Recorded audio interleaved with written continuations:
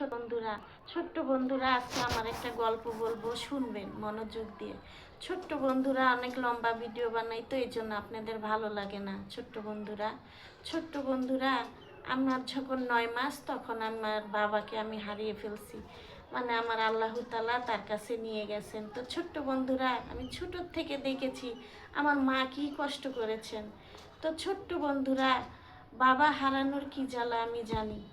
তো মা পাশে ছিল দেখে আমরা বুঝতে পারি নাই কষ্ট কাকে বলে। ছোট্ট বন্ধুরা, মার পরে আমি দেখেছি আমার বড় বোনকে। সে অনেক জীবনে অনেক কষ্ট করেছেন, সে অনেক ধৈর্যশীল। আমাদের মার পরে আমি মনে করি যে আমার ভাইয়ের মানে অভাব আমার বড় বোন বুঝতে দেয় নাই। ছোট্ট বন্ধুরা, আমার বড় বোন জীবনে অনেক কষ্ট করেছেন। আমরা 3 বোন ছোট্ট বন্ধুরা, কিন্তু আমার বড় বোনকে দেখেছি ছোটবেলার থেকেই অনেক কষ্ট করতে। আমাদের অভাব কি জিনিস বুঝতে দেয় নাই। তো ছোট্ট বন্ধুরা, আমার তো বাবাও নেই, ভাইও নেই। তো আমি মনে করি কি, ভাইয়ের থেকে বোনই ভালো। মানে ভাইদের থেকে বোনেরা অনেক মায়া করে, অনেক স্নেহ, অনেক ভালোবাসা। ছোট্ট বন্ধুরা, যার যার বড় বোন আছে খুব সম্মান করবেন তাকে, তাকে খুব ভালোবাসবেন। মার পরে যদি কেউ থেকে থাকে সেটা হলো বড় বোন।